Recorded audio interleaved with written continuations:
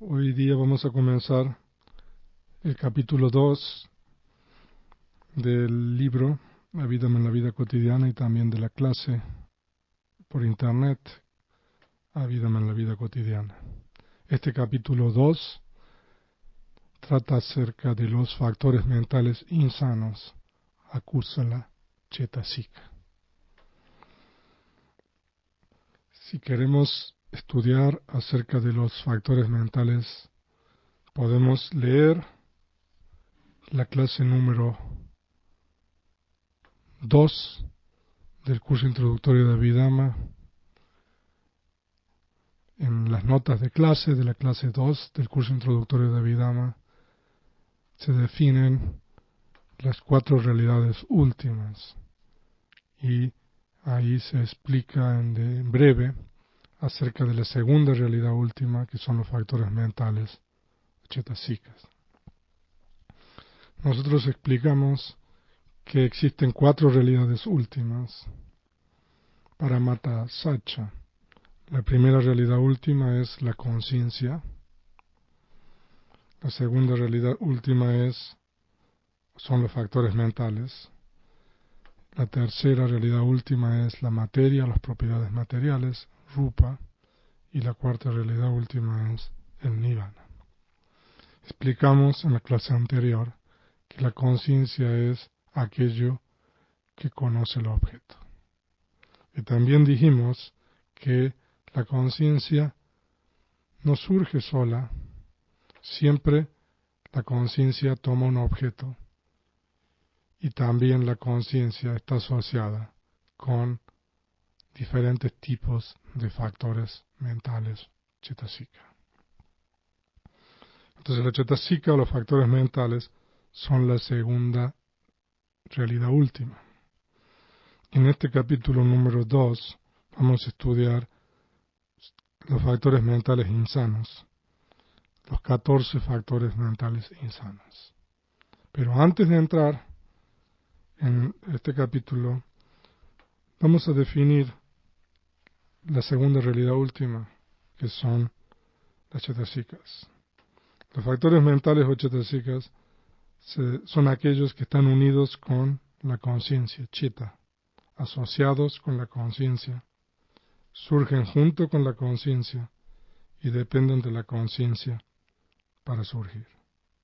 Por lo tanto, una cierta realidad última para que se denomine cetasika o factor mental tiene que tener 4 características. La primera característica es que surja junto o simultáneamente con la conciencia. La segunda característica es que cesan junto con la conciencia. O sea, en el momento que la conciencia cesa, los factores mentales asociados con esa conciencia en ese mismo momento también cesan. Y la tercera característica es que tenga el mismo objeto que la conciencia. Si la conciencia toma un objeto visible, los factores mentales también toman ese mismo objeto visible. Si la conciencia toma un objeto audible, los factores mentales también toman ese mismo objeto audible. Entonces esa es la tercera característica. Y la cuarta característica es que tienen la misma base que la conciencia. Cuando la conciencia surge, especialmente en los planos donde existe 5 agregados o mente y materia, la conciencia siempre surge en dependencia de ciertas propiedades materiales. Entonces, si la conciencia surge dependiendo, por ejemplo, en la propiedad material de la sensibilidad del ojo, los factores mentales asociados con esa conciencia también dependen de la misma propiedad material, que es la sensibilidad del ojo. Entonces, esa es la cuarta característica de lo que se denomina factor mental o cetasika. En la Avidama existen 52 diferentes tipos de factores mentales. La conciencia, como explicamos en la clase anterior, es aquello que conoce el objeto.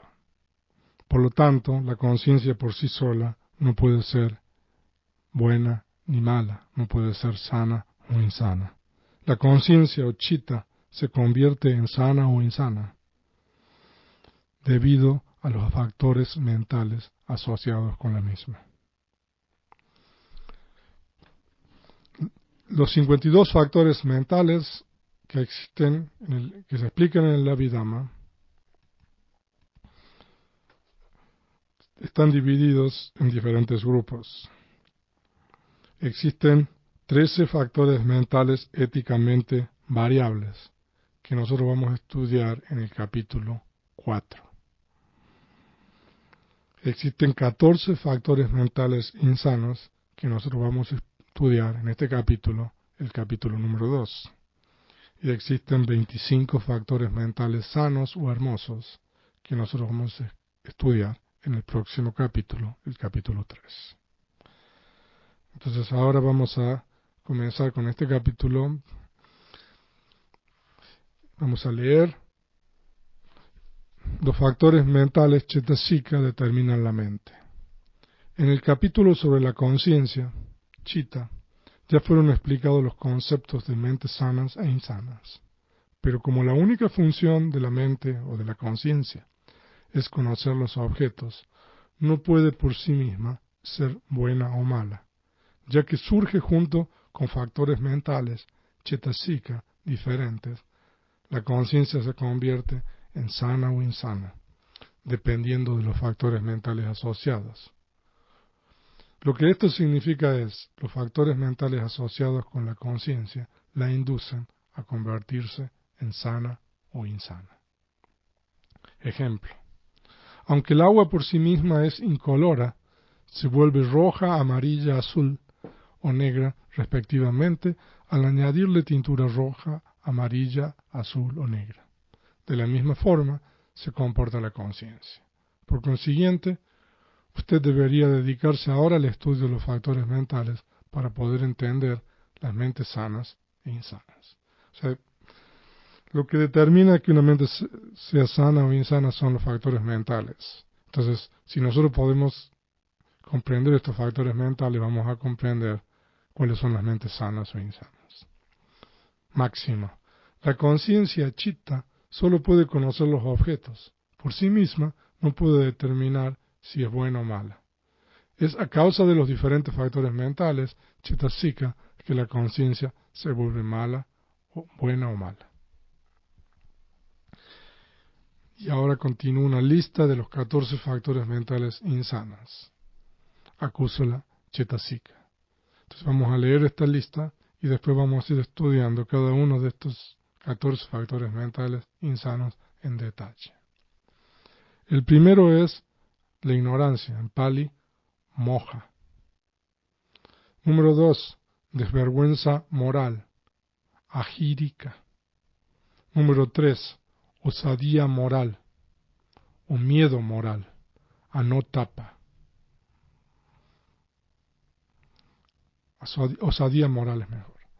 Número 4, agitación, udacha. Número 5, apego, lobha. Número 6, concepción errónea, ditti. Número 7, vanidad, mana. Número 8, enojo, dosa. Número 9, envidia, issa. Número 10, avaricia, macharilla. Número 11, remordimiento, kukucha. Número 12, sopor, tina. Número 13, somnolencia, mitha. Número 14, duda, escepticismo, vichikicha. Entonces ahora nosotros vamos a estudiar cada uno de estos 14 factores mentales insanos. El número 1, dijimos, es la ignorancia, moha. Hay dos tipos de ignorancia. Moha, o ignorancia, significa no comprender, desconocimiento. Y el primer tipo es la ignorancia latente, anusaya moha, Y el segundo tipo es la ignorancia manifiesta, pariyutthana moha. Entonces hay dos tipos de ignorancia: la ignorancia latente y la ignorancia manifiesta. El término pali anusaya significa tendencia inherente o que yace latente. El término pariyutthana significa surgiendo o manifestándose. Por consiguiente, la ignorancia que yace latente en la mente de los seres se denomina ignorancia latente, anusaya moha. La ignorancia que surge ocasionalmente junto con la conciencia se denomina ignorancia manifiesta. O sea, de que la ignorancia es de dos tipos. La ignorancia latente es como algo que está dormido. Y cuando hay ciertas condiciones, esa ignorancia se va a manifestar en nuestra mente. Ahora vamos a ver en detalle la ignorancia latente, anusaya moha.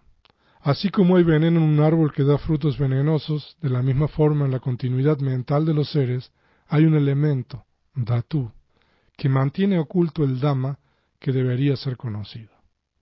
Este elemento se denomina ignorancia latente, anusaya moha. Debido a la acción encubridora de la ignorancia latente, las personas mundanas, putuyana, son incapaces de comprender de manera penetrante la verdadera naturaleza de las tres características de la impermanencia, anicca, sufrimiento, dukkha, y no ser o insubstancialidad, anatta, ni pueden comprender completamente las cuatro nobles verdades ni la ley de origen condicionado, paticca-samuppada. O sea que es debido a esta ignorancia latente que los seres no pueden ver a los fenómenos como impermanentes, como insatisfactorios, como insustanciales. Se dice de que esta ignorancia latente es lo que impide que los seres vean los fenómenos como realmente son, que son impermanentes, insatisfactorios e insustanciales. Con su conocimiento limitado, las personas mundanas no pueden identificar la ignorancia latente. Hoy día, aunque las personas afirman saber sobre la impermanencia, anicca, sufrimiento o insatisfactoriedad, dukkha, no ser o insubstancialidad, anatta, a través del conocimiento de los libros, su conocimiento es superficial, no es una clara y penetrante comprensión. Incluso cuando uno se convierte en uno que ha alcanzado la corriente, sotapanna, uno que retorna una vez, sakadagami, o uno que no retorna, anagami, la ignorancia latente, anusaya moha, solo se vuelve más y más fina o sutil. Solo cuando uno logra el estado arahant, el elemento dhatu de ignorancia latente es completamente eliminado. Por consiguiente, incluso en el momento de realizar acciones buenas o sanas, antes de convertirse en un arahant, la ignorancia latente está presente, está sencillamente haciendo latente y quieta. O sea que la ignorancia latente es algo que, como quien dice, yace en la continuidad mental de los seres, y es debido a esta ignorancia latente que los seres no tienen la habilidad de percibir los fenómenos como realmente son, de acuerdo a estas tres características universales de impermanencia, insatisfactoriedad e insustancialidad. Solamente cuando un ser alcanza el estado de arahant, o el cuarto estado de santidad o de iluminación, esta ignorancia latente se dice de que ha sido completamente eliminada o erradicada. El otro tipo de ignorancia es la ignorancia manifiesta, en Pali, pariyutthana moha. Ahora, cuando la ignorancia surge junto con la conciencia, se dice de que una mente mala, una mente insana, ha surgido. Debido a la naturaleza encubridora de esta ignorancia manifiesta, pariyutthana moha, es que las malas consecuencias que uno puede sufrir en el futuro no son entendidas. Y los males de las acciones insanas del presente tampoco son entendidos. O sea, esto es importante. La ignorancia manifiesta significa, o sea, cuando la ignorancia surge en la mente. Por ejemplo, cuando uno realiza una acción insana determinada. Se dice de que la ignorancia tiene la función de ocultar las faltas de esa acción. O sea, de que en el momento en que nosotros realizamos una acción incorrecta, insana, ya sea a través del cuerpo, del lenguaje o de la mente, la función de la ignorancia manifiesta es encubrir o impedirnos que nosotros veamos que esa es una mala acción. O sea, que en el momento preciso que nosotros tenemos la ignorancia manifiesta, nosotros no nos damos cuenta, nosotros no vemos el peligro o que eso es una mala acción. Eso es lo que está explicando aquí. Por consiguiente, los sabios y poderosos no pueden ver los males de la ignorancia y cometerán malas acciones cada vez que ésta surja. Esta ignorancia en el ámbito del mal es la peor. En este mundo toda la maldad y estupidez se originan en ignorancia. La ignorancia es la raíz principal de todo mal. O sea que de acuerdo con las enseñanzas del Buda, es debido a esta ignorancia que los seres no se dan cuenta, no pueden ver en el momento que están realizando el mal o una mala acción, de que eso está mal. Después a lo mejor los seres van a reflexionar y se van a dar cuenta, pero en el momento preciso que esa ignorancia está presente en la mente y uno está realizando la acción, la ignorancia, como dice, encubre, tapa y impide que nosotros o los seres puedan ver que eso está mal. Y a continuación hay una historia que está en los Jatakas, el comentario de los Jatakas, el sabio sumido en la ignorancia. El sabio sumido en la ignorancia. Se dice de que en una vida anterior, el Bodhisattva, el Buda en una vida anterior, se llamaba Haritacha.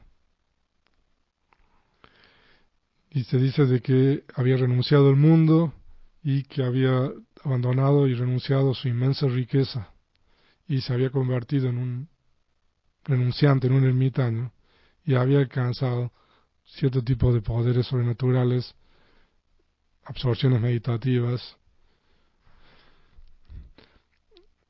Se dice que cuando comenzó la temporada de lluvias en los Himalayas,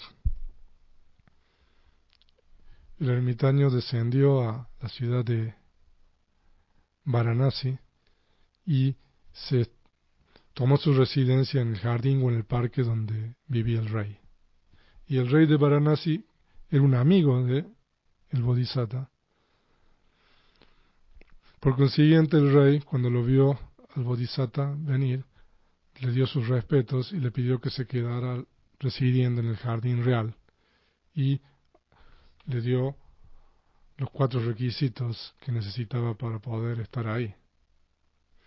O sea que el rey mismo le ofrecía al ermitaño las comidas todas las mañanas en el palacio.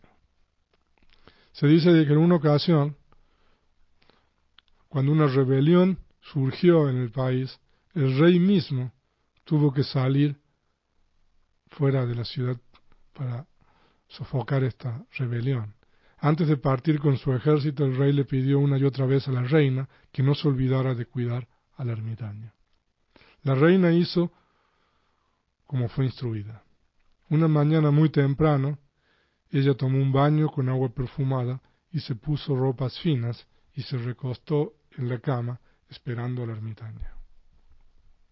Con su poder sobrenatural, Aviña, o sea, tenía poderes sobrenaturales, el Bodhisattva vino por el espacio y llegó a la ventana del palacio. O sea, de que llegó volando a través de poderes sobrenaturales a recibir su requisito del alimento.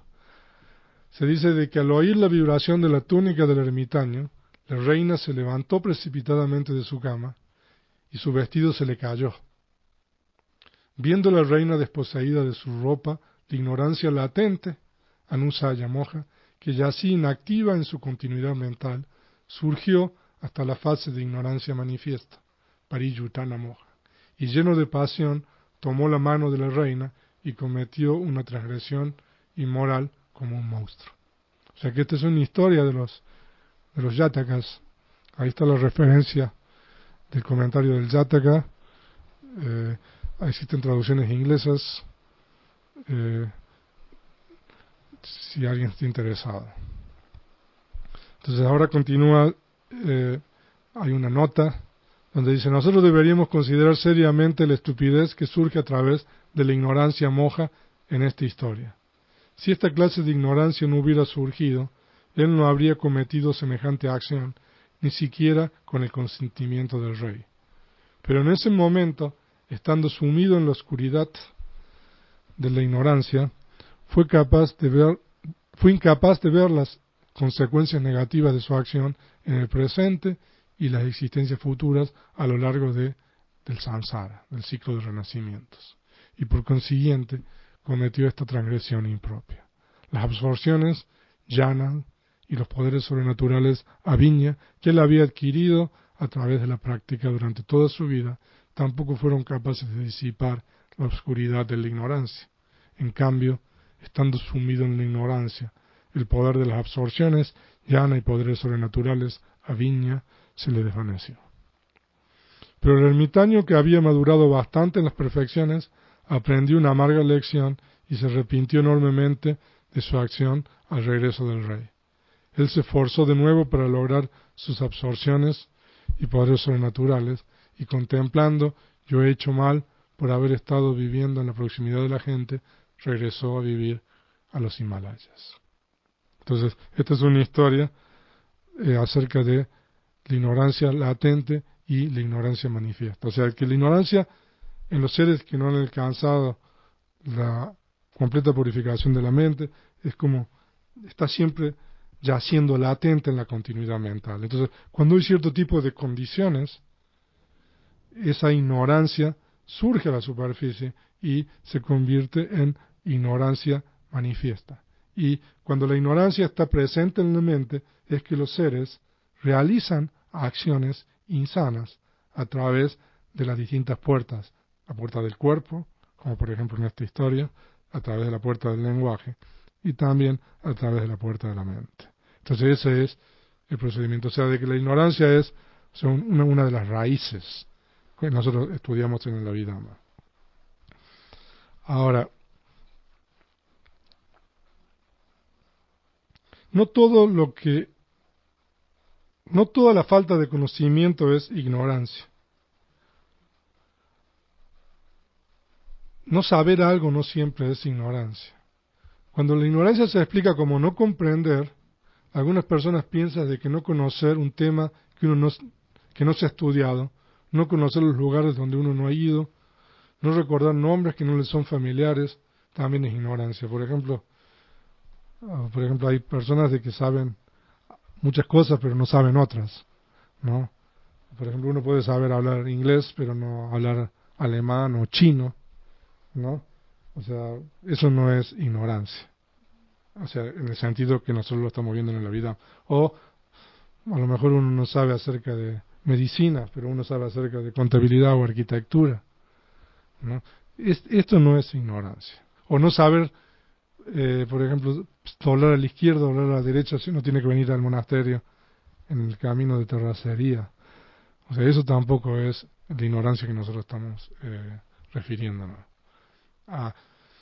Este tipo de no comprender es meramente falta de conocimiento, no es la ignorancia real.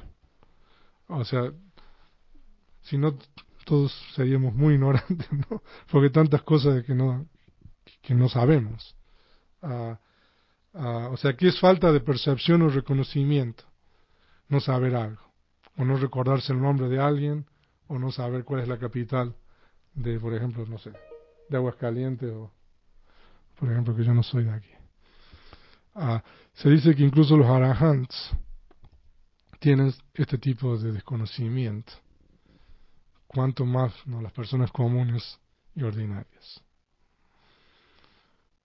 Aquí continúa con la historia del principal discípulo del Buda, que era el venerable Sariputta, que era el segundo después del Buda en sabiduría.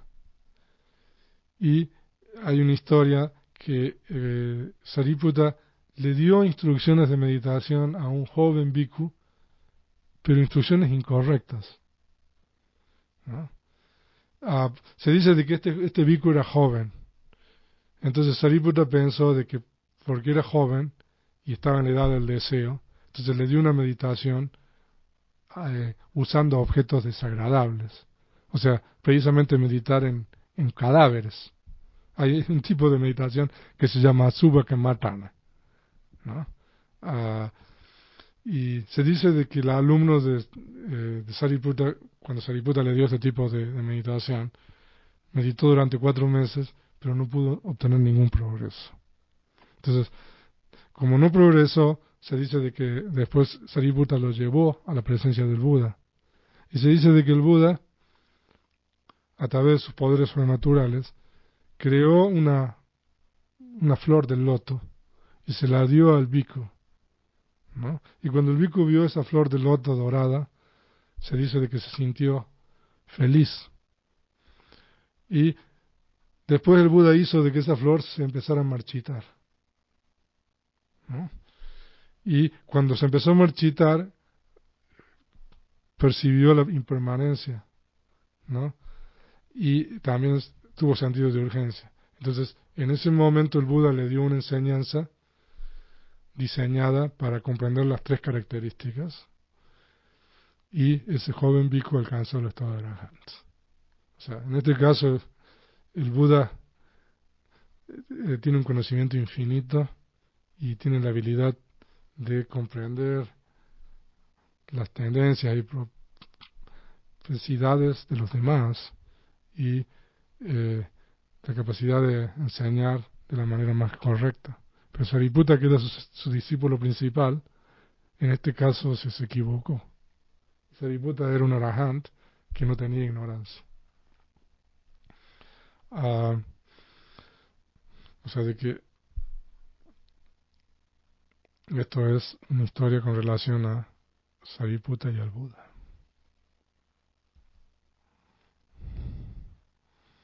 Ahora vamos a continuar con el punto siguiente en el libro, que es la ignorancia burda y sutil.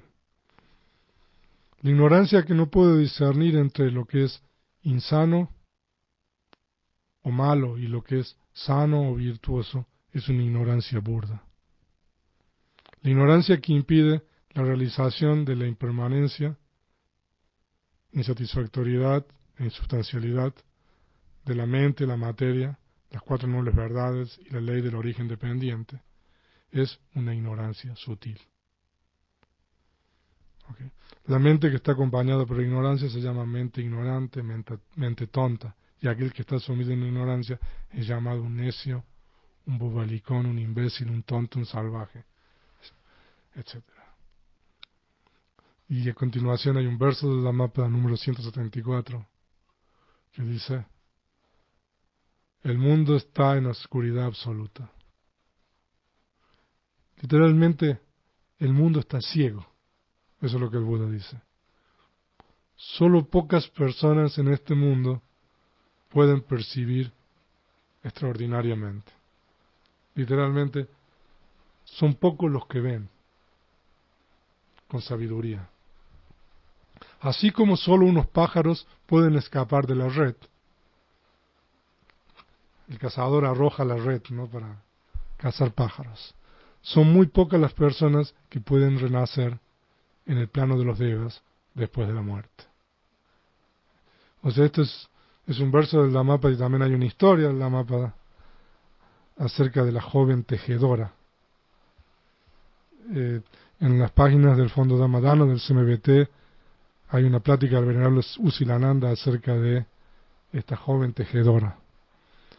Y precisamente es la historia con relación a este verso número 174 del Dhammapada. Si ustedes quieren, pueden leer la historia en la página del Fondo Dhammadana. Entonces el verso del Dhammapada dice de que el mundo está ciego. Pocos son los que ven. Pocos son los que ven a través de Vipassana, a través de las 3 características: impermanencia, insatisfactoriedad e insubstancialidad. Son pocos los seres en este mundo que pueden ver esas 3 características a través de su propia experiencia. Así como solo son pocos los pájaros que pueden escapar de la red, pocas son las personas que después de la muerte renacen en el plano de los devas. Entonces, esto es acerca de el primer factor mental insano, ignorancia en Pali, moha. Ahora, podemos agregar que la ignorancia es un factor mental insano universal, que está asociado con todas las conciencias insanas. Ok, vamos a continuar con el factor mental insano número 2, que es la de vergüenza moral, en Pali, ahirika. La falta de vergüenza moral se llama ahirika. Se dice de que las acciones malas o las acciones insanas son como las heces. Y la desvergüenza ahirika es como un cerdo del poblado. Las heces en realidad son algo asqueroso. Ensuciarse con ellas es penoso en presencia de la gente, pero para el cerdo las heces son comida fina. Él no está asqueado y entonces no hay ninguna necesidad de avergonzarse cuando se ensucia con ellas. Ciertamente el cerdo disfruta retozando en las heces y comiéndolas. De la misma manera, las acciones malas, ducharita, como matar, robar, etc., son acciones detestables para los virtuosos. Aun cuando se cometen tales hechos inconscientemente, la gente virtuosa considera estas acciones como vergonzosas. Pero la desvergüenza moral es no sentir aborrecimiento de realizar malas acciones, no avergonzarse de hacer malas acciones. De hecho, los desvergonzados consideran a las malas acciones como algo de que estar orgullosos. Cuando la ignorancia moja surge, conduce a la desvergüenza moral, ahirika. Esto significa que aún los sabios hacen mal desvergonzadamente cuando están engañados por la ignorancia. Por lo tanto, aquellos que son aclamados como sabios deberían juzgar con sus propias experiencias la verdad de lo que se dice. Y ahora continúa tomando la historia anterior del ermitaño, el Bodhisattva Haritacha, analizando esta historia. En el mal comportamiento del ermitaño Haritacha, la desvergüenza es muy prominente. El ermitaño era un santo de la primera virtud que ya había logrado poderes sobrenaturales a Viña. Lo que hizo el ermitaño fue un acto vergonzoso de pasión cometido en presencia de los sirvientes de la reina en la cámara superior del palacio. Semejante acto bajo y degradante se cometió debido a la extrema ignorancia y desvergüenza moral. O sea, de que toda acción incorrecta, toda acción insana, toda acción demeritoria es una acción vergonzosa que no se debería hacer. No solo los actos deshonrosos como los del ermitaño, sino también actos de odio, como abusar de los demás, insultar y gritar, utilizar lenguaje rudo y vulgar, hincharse con vana arrogancia y despreciar a otros con falso orgullo, desacreditar a otros de una manera indirecta, alusiva, con envidia malévola, etc., también son desagradables y vergonzosos. Por consiguiente, nosotros debemos tener presente que todas las acciones insanas son vergonzosas. La mente que surge junto con esta desvergüenza moral, ahirika, se llama una mente desvergonzada y el hacedor de estos males se llama un hombre desvergonzado. Entonces eso es el segundo factor mental insano, que es la desvergüenza o la desvergüenza moral ahirika. Ok, vamos a ver el tercer factor mental insano, que es la osadía moral anotapa. La osadía moral es falta de miedo moral, es no tener miedo. En otras palabras, Anotapa significa carente de miedo moral. Ahora, en este caso el símil que se da es que las malas acciones son como una llama encendida, como una flama encendida. Y la osadía moral es como las polillas. De hecho, la llama encendida debería ser muy temida. Sin embargo, las polillas no piensan que la llama sea algo terrible e imprudentemente vuelan hacia ella.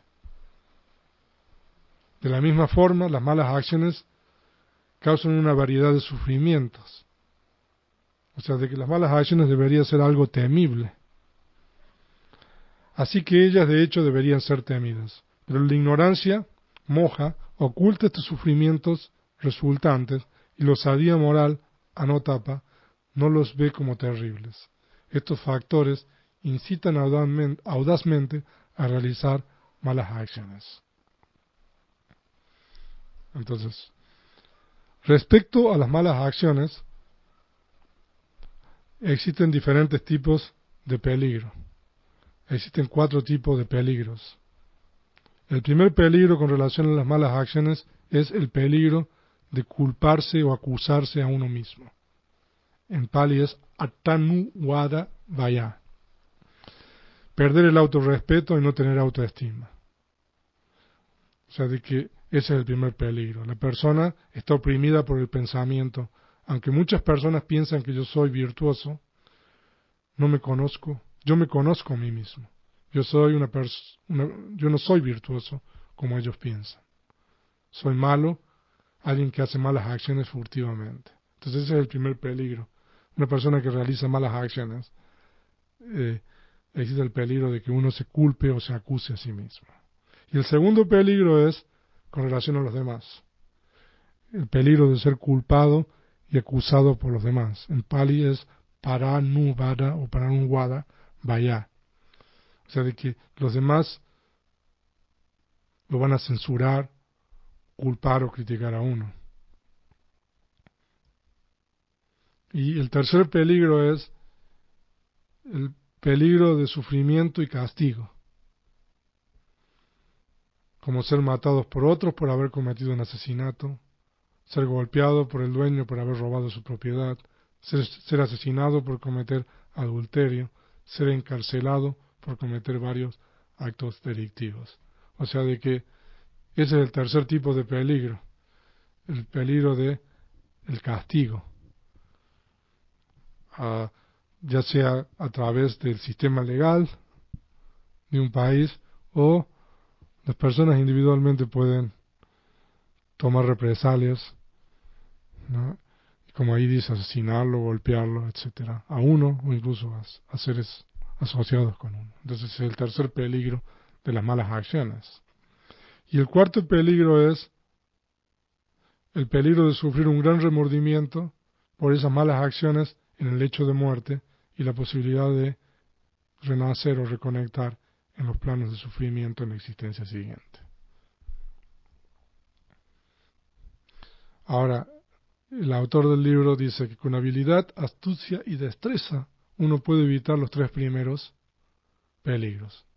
Acusarse a uno mismo, ser acusado por los demás y el castigo. O sea, uno puede evitar los 3 primeros peligros provocados por las malas acciones de uno. Pero uno no podrá evitar el peligro de caer en los estados de sufrimiento en la próxima existencia. Por lo tanto, las malas acciones son de hecho algo temible, algo espantoso. Sin embargo, cuando la osadía moral interviene, incluso los virtuosos que normalmente temen a las malas acciones tienden a cometer hechos terribles sin vergüenza o miedo. Y ahora continúa aplicando este tercer factor mental de la osadía moral, anotapa la historia del Bodhisattva Haritacha. Aquí el mismo, el caso del Bodhisattva, debe revisarse. Hay tantas cosas terribles en la historia. Está de más decir que el ermitaño padeció el peligro de culparse a sí mismo y perder el autorrespeto. Cuando las malas noticias que el maestro del rey había realizado una acción incorrecta con la reina se extendió por el pueblo entero, durante la ausencia del rey, él padeció el segundo peligro de ser censurado, culpado, criticado por los demás.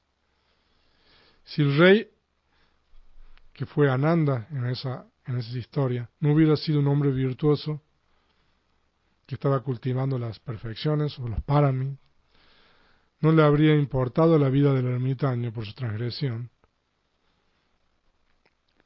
O sea, fue a causa de la virtud del rey que el rey perdonó al ermitaño y no le propició ningún tipo de castigo. Como la osadía moral surgió, el ermitaño se atrevió a cometer semejante acto inmoral sin miedo a la pena capital. La mente que surge junto con esta imprudencia se llama anotapa cheta, conciencia con osadía. Y aquí termina diciendo, así como el cerdo del pueblo no aborrece las heces, así el hombre desvergonzado no se avergüenza de sus males.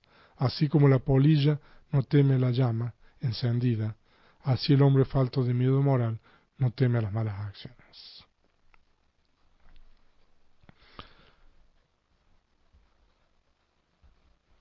Y vamos a ver una más, que es la agitación.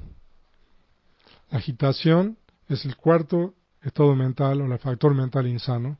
En Pali es uddhacca. Uddhacca significa distracción o perturbación de la mente. Así como las partículas de ceniza vuelan cuando una piedra es arrojada en un montón de ceniza, se dice de que la mente que no puede asentarse en el objeto es una mente distraída, una mente con agitación. La mente que surge junto con la agitación se denomina mente agitada. Cuando se está dominado por la distracción, uno se dejará llevar sin rumbo, estará vagando, se volverá un holgazán, una persona sin un objetivo claro. Y aquí hay una historia también de la época del Buda, de Nanda. Nanda era primo de Buda, era un joven príncipe, era el príncipe heredero. Y se dice de que Nanda estaba a punto de casarse con su prometida, Janapada Kalyani. Se dice que cuando Nanda estaba a punto de casarse, el Buda lo llevó al monasterio y lo ordenó como bhikkhu. Y se dice de que Nanda estaba tan distraído que no podía concentrarse en el Dhamma. Su mente errante a menudo volvía a su prometida, la princesa Janapada Kalyani. En esta historia, el estado de la mente de Nanda, que es incapaz de concentrarse en el Dhamma, es un buen ejemplo de agitación uddhacca. También las personas interesadas en esta historia pueden leer en la página del Fondo Dhammadana la historia de Nanda. Es una plática del venerable Silananda. Uddhacca es la capacidad para concentrarse firmemente en un objeto. Estando distraído, la mente vaga de un objeto a otro objeto. No obstante que la agitación es de naturaleza insana, acúsula, como realmente no hace ninguna mala acción, no tiene el poder para arrojarlo a uno a los 4 estados o planos de sufrimiento, como lo hacen el apego, el odio y la ignorancia. Entonces, esto es el final de esta clase del capítulo número 2. Solamente quisiera agregar de que dijimos que la ignorancia, que es el primer factor mental, es un factor mental universal, insano, que significa que todas las conciencias insanas están asociadas con la ignorancia. La desvergüenza moral agírica también es un factor mental universal insano.